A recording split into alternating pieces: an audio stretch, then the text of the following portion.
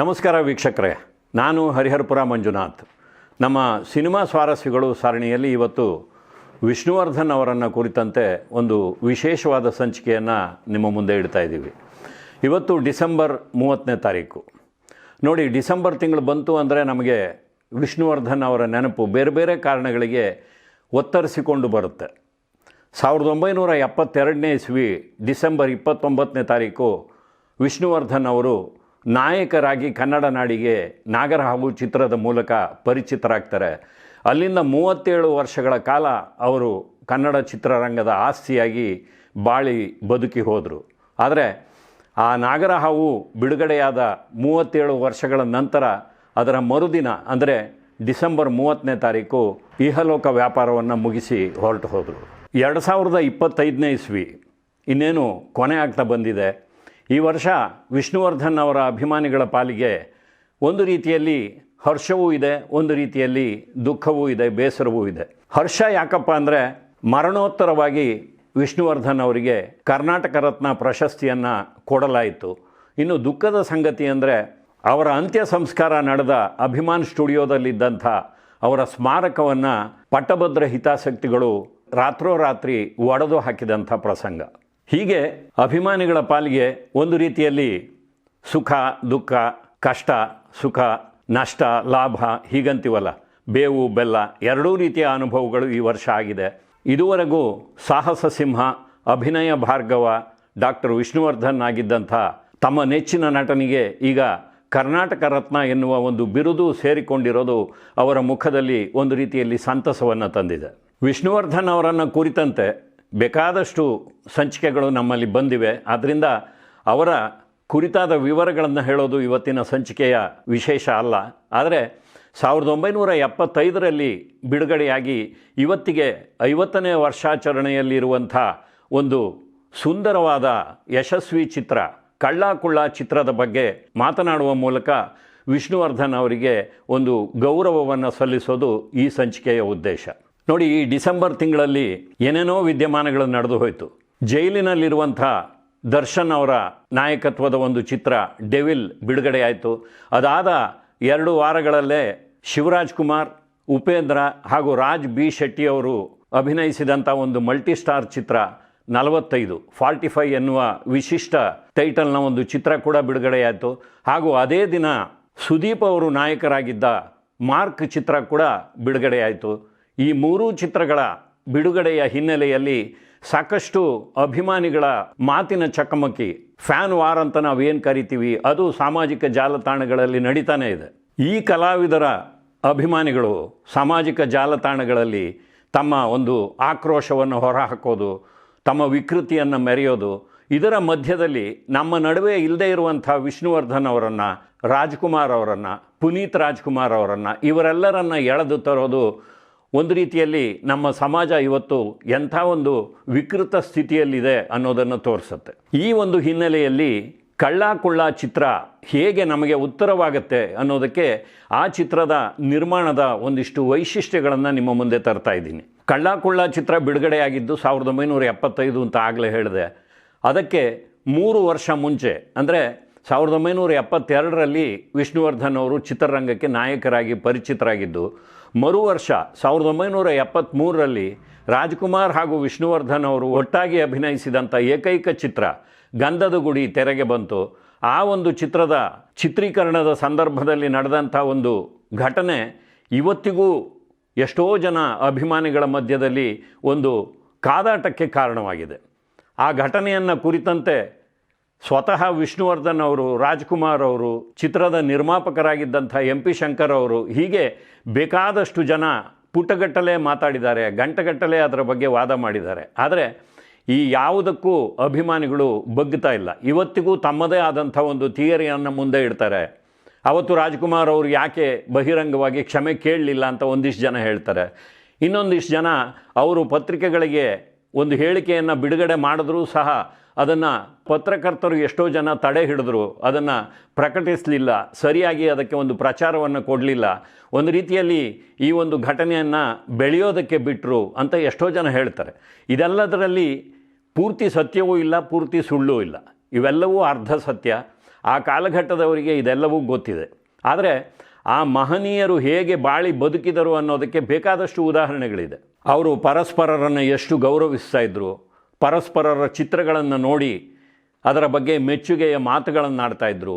ಒಬ್ಬರ ಚಿತ್ರ ಬಿಡುಗಡೆಯಾದಾಗ ಮತ್ತೊಬ್ಬರು ಸಂಭ್ರಮ ಪಡ್ತಾಯಿದ್ರು, ಅದರ ಮುಹೂರ್ತಕ್ಕೆ ಹೋಗ್ತಾಯಿದ್ರು, ಕ್ಲಾಪ್ ಮಾಡ್ತಾಯಿದ್ರು. ಹೀಗೆ ಬೇಕಾದಷ್ಟು ಉದಾಹರಣೆಗಳಿದೆ.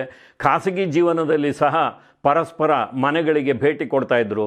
ಸಮಾರಂಭಗಳಲ್ಲಿ ಒಬ್ಬರನ್ನು ಒಬ್ಬರು ನೋಡಿದಾಗ ಪ್ರೀತಿಯಿಂದ ಆಲಂಗಿಸಿಕೊಂಡು ತಮ್ಮ ಒಂದು ಸ್ನೇಹವನ್ನು ವ್ಯಕ್ತಪಡಿಸ್ತಾ ಇದ್ದರು. ಆದರೆ ಇದೆಲ್ಲವೂ ನೋಡುಗರ ಕಣ್ಣಿಗೆ ಒಂದು ರೀತಿಯಲ್ಲಿ ನಾಟಕ ಅಂತಲೇ ಅನ್ನಿಸ್ತಾ ಇತ್ತು. ಕಳ್ಳ ಕುಳ್ಳ ಚಿತ್ರಕ್ಕೂ ಈ ಎಲ್ಲ ಘಟನೆಗಳಿಗೂ ಏನು ಸಂಬಂಧ ಅನ್ನೋದಕ್ಕೆ ಈಗ ಬರ್ತಾ ಇದ್ದೀನಿ ನೋಡಿ. ಈ ಕಳ್ಳ ಕುಳ್ಳ ಚಿತ್ರದ ನಿರ್ಮಾಪಕರು CVL ಶಾಸ್ತ್ರಿಯವರು. ಅವರು DTS Rao, DS Narasimha Rao, YR Ashwathnarayan Rao ಇವರ ಜೊತೆಯಲ್ಲಿ ಸೇರಿ ನಿರ್ಮಾಣ ಮಾಡಿದಂಥ ಒಂದು ಚಿತ್ರ ಕಳ್ಳ ಕುಳ್ಳ. ಶಾಸ್ತ್ರಿ ಅಸೋಸಿಯೇಟ್ಸ್ ಲಾಂಛನದಲ್ಲಿ ಈ ಚಿತ್ರ ತೆರೆಗೆ ಬಂದಿದ್ದು ಇಸವಿ 1975. ಅಂದರೆ ಗಂಧದ ಗುಡಿ ಚಿತ್ರದ ವಿವಾದ ಸಾಕಷ್ಟು ಬಿಸಿ ಇದ್ದಂಥ ಕಾಲದಲ್ಲೇ ಈ ಚಿತ್ರ ಬಿಡುಗಡೆಯಾಗಿದ್ದು. ಈ ಚಿತ್ರದ ನಿರ್ಮಾಪಕರಾದಂಥ CVL ಶಾಸ್ತ್ರಿಯವರು ಆಗ ರಾಜ್ಕುಮಾರ್ ಅಭಿಮಾನಿ ಸಂಘದ ಗೌರವಾಧ್ಯಕ್ಷರಾಗಿದ್ದರು. ಅಂದರೆ ಎಷ್ಟೋ ಜನ ಹೇಳ್ತಾರೆ ರಾಜ್ಕುಮಾರ್ ಹಾಗೂ ವಿಷ್ಣುವರ್ಧನ್ ಅವರ ಮಧ್ಯೆ ಏನೂ ತಕರಾರು ಇರಲಿಲ್ಲ, ಆದರೆ ಪಾರ್ವತಮ್ಮನವರು ವಿಷ್ಣುವರ್ಧನ್ ಅವರಿಗೆ ಸಾಕಷ್ಟು ತೊಂದರೆ ಕೊಟ್ಟರು, ಅಭಿಮಾನಿಗಳ ಮೂಲಕ ತೊಂದರೆ ಕೊಡಿಸಿದ್ರು, ಈ ರೀತಿಯ ವಾದವನ್ನು ಮುಂದೆ ಇಡ್ತಾರೆ. ಆದರೆ ಅಭಿಮಾನಿ ಸಂಘಗಳನ್ನು ನಿಭಾಯಿಸ್ತಾ ಇದ್ದವರು ಪಾರ್ವತಮ್ಮ ರಾಜ್ಕುಮಾರ್ ಅವರೇ. ಅದು ಎಲ್ರಿಗೂ ಗೊತ್ತಿದೆ. ರಾಜ್ಕುಮಾರ್ ಅವರು ಏನಿದ್ರು ಉತ್ಸವ ಮೂರ್ತಿಯ ರೀತಿಯಲ್ಲಿ ಅಭಿಮಾನಿಗಳಿಗೆ ಕೈ ಮುಕ್ಕೊಂಡು ಸಂತೋಷವಾಗಿರ್ತಾ ಇದ್ದರು ಅಷ್ಟೇ. ಆದರೆ ಸಂಘಗಳ ಕಾರ್ಯಚಟುವಟಿಕೆಗಳನ್ನು ಪಾರ್ವತಮ್ಮ ರಾಜ್ಕುಮಾರ್ ಅವರೇ ನೋಡ್ತಾ ಇದ್ದಿದ್ದು. ಹೀಗಿರುವಾಗ ವಿಷ್ಣುವರ್ಧನ್ ಅವರ ಮೇಲೆ ಪಾರ್ವತಮ್ಮನವರಿಗೆ ಏನಾದರೂ ಬೇಸರ ಇದ್ದಿದ್ದರೆ ಅಥವಾ ಪೈಪೋಟಿ ಇದ್ದಿದ್ದರೆ, ಕೋಪ ಇದ್ದಿದ್ದರೆ, ತಮ್ಮ ಪತಿಯ ಅಭಿಮಾನಿ ಸಂಘದ ಗೌರವಾಧ್ಯಕ್ಷರಾದ CVL ಶಾಸ್ತ್ರಿಯವರು ಇಂಥದ್ದೊಂದು ಚಿತ್ರವನ್ನು ನಿರ್ಮಾಣ ಮಾಡೋದಕ್ಕೆ ಅವರು ಒಪ್ಪಿಗೆ ಕೊಡ್ತಾ ಇದ್ರಾ? ಅಥವಾ ನೀವು ಅಧ್ಯಕ್ಷರ ಸ್ಥಾನವನ್ನು ಬಿಡಿ ಅಂತ ಹೇಳ್ತಾ ಇದ್ರು, ಅಥವಾ ಚಿತ್ರ ನಿರ್ಮಾಣವನ್ನು ನಿಲ್ಲಿಸಿ ಅಂತ ಹೇಳ್ತಾ ಇದ್ರು? ಆ ರೀತಿಯ ಯಾವ ಒಂದು ಪೈಪೋಟಿಯೂ ಅವತ್ತು ಇರಲಿಲ್ಲ. ಎಲ್ಲರೂ ಒಂದೇ ಮನೆಯವರು ಅನ್ನುವ ರೀತಿಯಲ್ಲಿ ಕೆಲಸ ಮಾಡ್ಕೊಂಡು ಹೋಗ್ತಾ ಇದ್ದರು. ಒಂದು ಕ್ಷೇತ್ರದಲ್ಲಿ ಕೆಲಸ ಮಾಡುವಾಗ ಸಣ್ಣ ಪುಟ್ಟ ಆರೋಗ್ಯಕರ ಪೈಪೋಟಿಗಳಿರುತ್ತೆ, ಅದು ಇತ್ತು ಅಷ್ಟೇ. ಮುಂದೆ 1982ರಲ್ಲಿ ರಾಜ್ಕುಮಾರ್ ಅವರು ಗೋಕಾಕ್ ಚಳುವಳಿಗೆ ಇಳಿದಾಗ, ಅದಾದ ಮರುವರ್ಷ 1983ರಲ್ಲಿ ಅವರಿಗೆ ಪದ್ಮಭೂಷಣ ಪ್ರಶಸ್ತಿ ಬಂದಾಗ ಅಭಿನಂದನಾ ಗ್ರಂಥ ಪದ್ಮಭೂಷಣವನ್ನು ಅರ್ಪಣೆ ಮಾಡಿದವರೇ CVL ಶಾಸ್ತ್ರಿಯವರು. ಆ ಒಂದು ಅಭಿನಂದನಾ ಗ್ರಂಥದಲ್ಲಿ ವಿಷ್ಣುವರ್ಧನ್ ಹಾಗೂ ಭಾರತಿ ಇಬ್ಬರೂ ರಾಜ್ಕುಮಾರ್ ಅವರ ಕುರಿತಾದ ತಮ್ಮ ಅಭಿಪ್ರಾಯಗಳನ್ನು ಮುಕ್ತವಾಗಿ ಪ್ರಕಟಿಸಿದ್ದಾರೆ. ಇವೇ ಸಾಕ್ಷಿ ಆ ಹಿರಿಯರು ಯಾವ ರೀತಿಯಲ್ಲಿ ಬಾಳಿ ಬದುಕಿದರು, ಅವರ ವೈಯಕ್ತಿಕ ಸಂಬಂಧ ಯಾವ ರೀತಿಯಲ್ಲಿ ಇತ್ತು ಅನ್ನೋದಕ್ಕೆ. ಇನ್ನು ಕಳ್ಳ ಕುಳ್ಳ ಚಿತ್ರದ ವಿಚಾರಕ್ಕೆ ಬಂದರೆ, CVL ಶಾಸ್ತ್ರಿಯವರು ಸಾಕಷ್ಟು ಹಣವನ್ನು ಖರ್ಚು ಮಾಡಿ ಒಂದು ಉತ್ತಮವಾದ ತಾಂತ್ರಿಕ ವೈಭವದ ಚಿತ್ರವನ್ನೇ ತೆರೆಯ ಮೇಲೆ ತರ್ತಾರೆ. ಒಂದು ವಿಶಿಷ್ಟವಾದ ಟೈಟ್ಲ್ ಕೂಡ. ಆ ಹೊತ್ತಿಗಾಗಲೇ ದ್ವಾರಕೀಶ್ ಅವರು ಕುಳ್ಳ ಎನ್ನುವ ಒಂದು ಅಡ್ಡ ಹೆಸರಿನಿಂದ ಚಲನಚಿತ್ರಗಳಲ್ಲಿ ಕೆಲವು ಪಾತ್ರಗಳನ್ನು ಅಭಿನಯಿಸಿದರು. ಕುಳ್ಳ ಏಜೆಂಟ್ 000, ಕೌಬಾಯ್ ಕುಳ್ಳ, ಹೀಗೆ ಅವರೇ ನಾಯಕರಾಗಿದ್ದಂಥ ಕೆಲವು ಚಿತ್ರಗಳಲ್ಲಿ ಆ ಕುಳ್ಳ ಎನ್ನುವ ಒಂದು ವಿಶೇಷಣವನ್ನು ಬಳಸಿದರು. ಆದರೆ ಇಲ್ಲಿ ಕುಳ್ಳನ ಜೊತೆಗೆ ಕಳ್ಳ ಕೂಡ ಸೇರಿಕೊಂಡು ಕಳ್ಳ ಕುಳ್ಳ ಎನ್ನುವ ಒಂದು ಚಿತ್ರ ನಿರ್ಮಾಣ ಆಗುತ್ತೆ. ಈ ಒಂದು ಟೈಟ್ಲನ್ನು ನೋಡಿದ್ರೆ ನಿಮಗೆ ಒಂದು ರೀತಿಯಲ್ಲಿ ನೆಗೆಟಿವ್ ಟೈಟ್ಲ್ ಅಂತ ಅನಿಸುತ್ತೆ. ಆದರೆ ಆ ಚಿತ್ರವನ್ನು ನೋಡಿದಾಗ ಎಂತಹ ಒಂದು ಸಾಂಸಾರಿಕ ಚಿತ್ರ ಅನ್ನೋದು ನಿಮ್ಮ ಅರಿವಿಗೆ ಬರುತ್ತೆ. ಯಾಕೆಂದರೆ ಈ ಚಿತ್ರದಲ್ಲಿ ದ್ವಾರಕೀಶ್ ಹಾಗೂ ವಿಷ್ಣುವರ್ಧನ್ ಇಬ್ಬರು ಹುಟ್ಟಿನಿಂದ ಅಣ್ಣ ತಮ್ಮಂದರು. ಆದರೆ ಪರಸ್ಪರ ತಾವಿಬ್ಬರು ಅಣ್ಣ ತಮ್ಮ ಅನ್ನುವ ವಿಚಾರ ಅವರಿಗೆ ಗೊತ್ತಿರೋದಿಲ್ಲ. ಯಾಕೆಂದರೆ ಸಮಾಜದಲ್ಲಿರುವ ದುಷ್ಟಶಕ್ತಿಗಳು, ಖಳನಾಯಕರ ಅನೇಕರು ಅವರ ಕುಟುಂಬದ ಮೇಲೆ ಒಂದಿಷ್ಟು ಅನಾಚಾರವನ್ನು ಮಾಡಿರ್ತಾರೆ. ಅದರ ಕಾರಣಕ್ಕಾಗಿ ಅವರ ಕುಟುಂಬ ಸಂಕಷ್ಟದಲ್ಲಿ ಸಿಕ್ಕಿ ಹಾಕಿಕೊಂಡಿರುತ್ತೆ. ಕಳ್ಳ ಕುಳ್ಳ ಇಬ್ಬರ ತಂದೆ ಮರಣ ಹೊಂದಿರ್ತಾರೆ, ತಾಯಿ ಹಾಗೂ ತಂಗಿ ಅವರಿಂದ ದೂರವಾಗಿರ್ತಾರೆ. ಒಂದು ಹಂತದಲ್ಲಿ ವಿಷ್ಣುವರ್ಧನ್ ಹಾಗೂ ದ್ವಾರಕೀಶ್ ಅವರಿಗೆ ತಾವಿಬ್ಬರು ಅಣ್ಣ ತಮ್ಮ ಅನ್ನುವ ವಿಚಾರ ಗೊತ್ತಾಗುತ್ತೆ. ಹಾಗೆ ಗೊತ್ತಾದ ಮೇಲೆ ಇಬ್ಬರು ತಮ್ಮ ಸಂಸಾರವನ್ನು ಹಾಳುಗೆಡುವಿದಂಥ ಆ ಖಳನಾಯಕರ ಮೇಲೆ ಸೇಡು ತೀರಿಸ್ಕೊಳ್ತಾರೆ.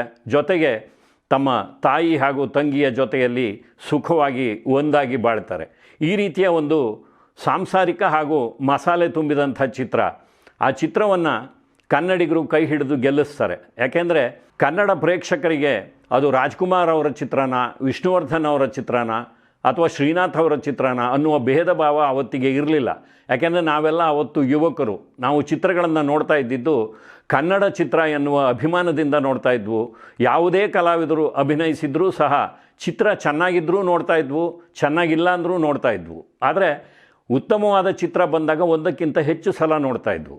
ಕಳ್ಳ ಕುಳ್ಳ ಚಿತ್ರ ಕೂಡ ಒಂದು ರೀತಿಯಲ್ಲಿ ಮತ್ತೆ ಮತ್ತೆ ಪ್ರೇಕ್ಷಕರನ್ನು ಚಿತ್ರಮಂದಿರಕ್ಕೆ ಸೆಳೆದಂಥ ಒಂದು ಚಿತ್ರ.